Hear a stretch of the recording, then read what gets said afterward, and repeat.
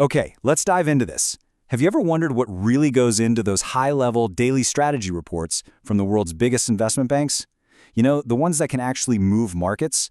It's not about some magic crystal ball. It's about building a rock-solid framework for making decisions when everything feels uncertain. Today, we're going to pull back the curtain and break down exactly how they're built, piece by piece.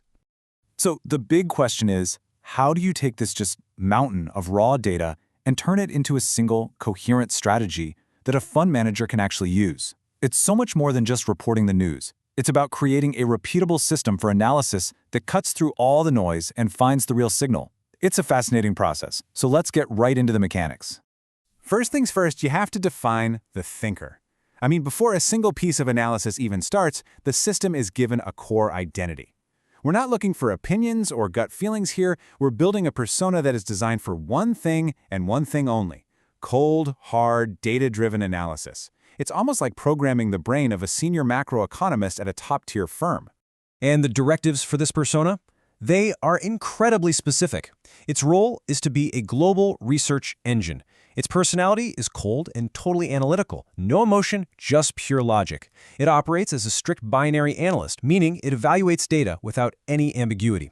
And this is crucial. It's constrained to only use source data, which stops it from ever straying into guesswork. The whole goal is to look past the daily noise and figure out the deep structural impact on the markets. So, once the persona is set, we move on to the mandatory protocols. You can think of these as the absolute non-negotiable rules of the road.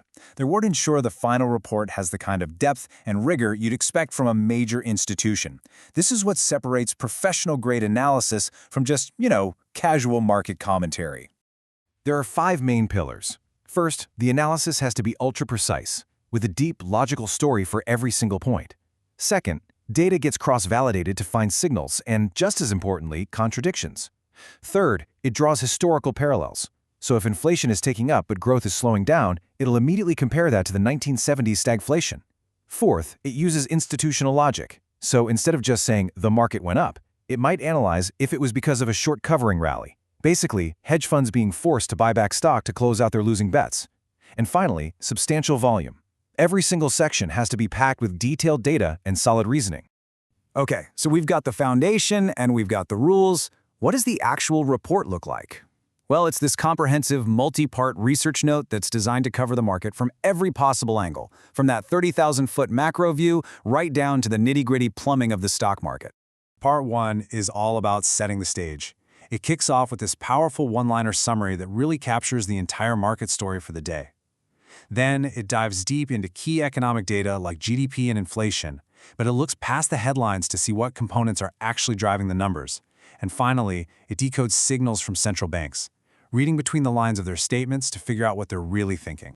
Next up, we get to the absolute bedrock of the financial system: Treasury bonds and currencies. This section digs into the yield curve, that's the relationship between short and long-term bond rates, to see what it's signaling about recession risk. It also tracks the US dollar index, the DXY, to understand how the dollar's strength is either sucking capital out of global markets or pushing it in. Now we get to the stock market itself. And this isn't just about whether the S&P 500 went up or down. The analysis looks at market breadth. Are all the boats rising with the tide, or is it just a few mega yachts? It assesses concentration risk, asking if a handful of big tech stocks are propping everything else up. And it uses really precise technical analysis to understand the psychology behind key price levels on the charts. Look, professional investors are always on the hunt for that edge, for what they call alpha. This section tracks the flow of money between different economic sectors. It identifies the leaders, the sectors that are attracting all the big institutional capital, and the laggards that are getting sold off.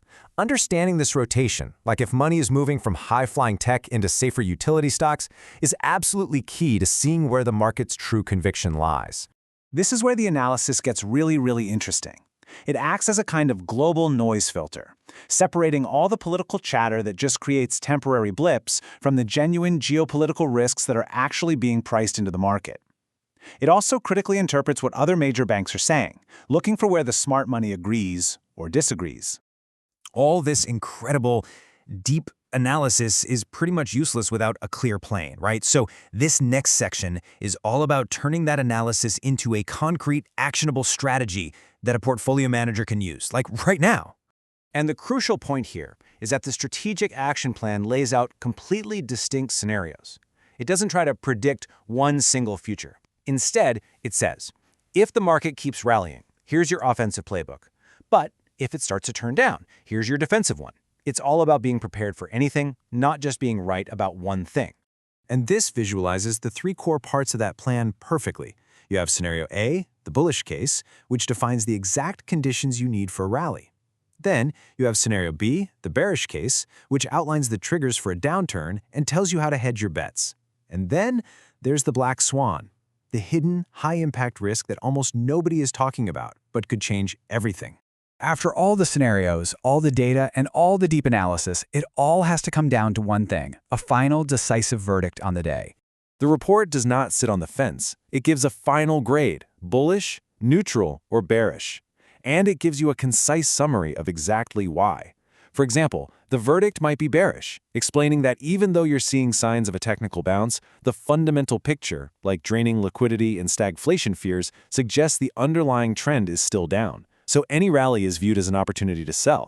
And that really brings us to the ultimate takeaway here. It's not about having some brilliant insight out of nowhere. It's about building a rigorous, repeatable framework that forces you to be analytical and deep. The quality of the output is a direct result of the quality of the process. By defining the thinker right from the very beginning, you create a system that's capable of delivering that institutional-grade insight day in and day out.